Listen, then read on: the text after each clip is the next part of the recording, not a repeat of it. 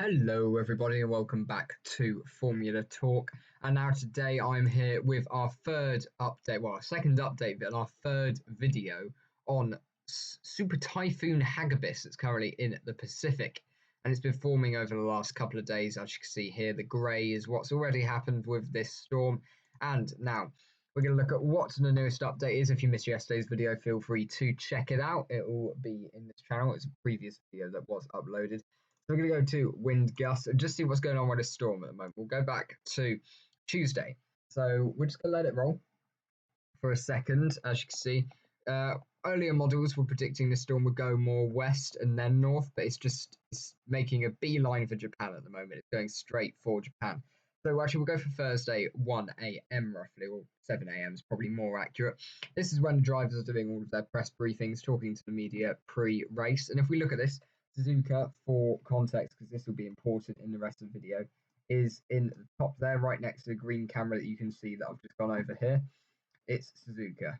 So there is Suzuka, and of course that is where the Grand Prix is. Now the storm also poses a threat for the Rugby World Cup, so I think also people who are there, obviously Rugby World Cup, massive sporting event, it could affect that as well. We'll go to wind gusts now, and we're going to let it roll a bit. So Thursday passes, it gets closer and closer, and now we see some of these winds start to affect mainland Japan. So now with Friday, 1 a.m., this is roughly FP1. So we're going to have a look at Suzuka again. And then look, at the moment, it's surviving the outer bands, which are all just around it. And mainland Japan's pretty much unaffected at this point, just a couple of winds. But there is Suzuka, and it's doing pretty well. No rain whatsoever at the moment. So that's FP1. Now we go forward to FP2, though.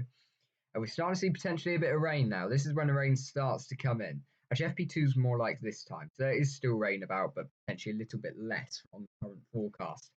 So I'm going to zoom back out. Of course, keep an eye on where Suzuka is, because it's quite important. So now we go to free practice 3, which is Saturday morning, roughly 4 a.m. UK time. And if you kept an eye on Japan, you could see where this was going.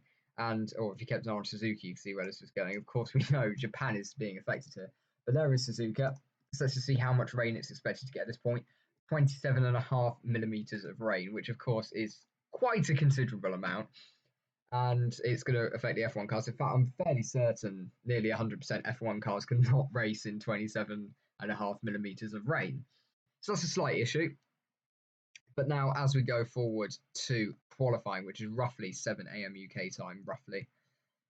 And, well, just look at that, really. We'll go back on it just to show how much has changed. 49.8, nearly 50 millimeters of rain. And that is astounding. That's probably a record for F1, since not many typhoons hit F1 tracks very often.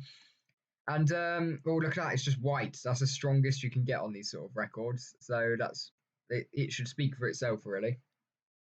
And it's a really, really, really powerful storm. It's got a lot of rain accumulating, and it's all going to be dumped on Japan. So it's definitely going to have an effect on the F1 cars, and of course the Rugby World Cup, as I mentioned before. So Saturday could be a complete cool off, because I mean, just look at this.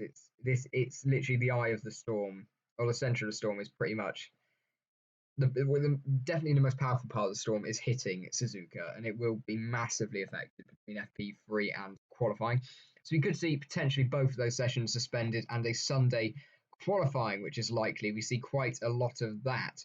So actually, I'll go back a second. We see a bit of that, of course, when we have extreme weather events in Formula One on Saturdays. So now we're going to move forward on Saturday, 10 a.m. UK time, 1 p.m. Sorry. And then 4 p.m, as you can see, it's mostly past. You just have the outer bands now. And then we'll move forward on to, and then all this rain comes out of nowhere near enough. And it sort of looks that way, but that is pretty much because this storm leaves a lot of warm air.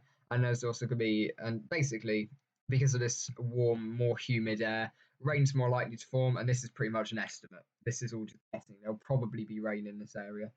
But we move forward now on to 7 a.m, which is roughly when the race starts. And look at that. Suzuka.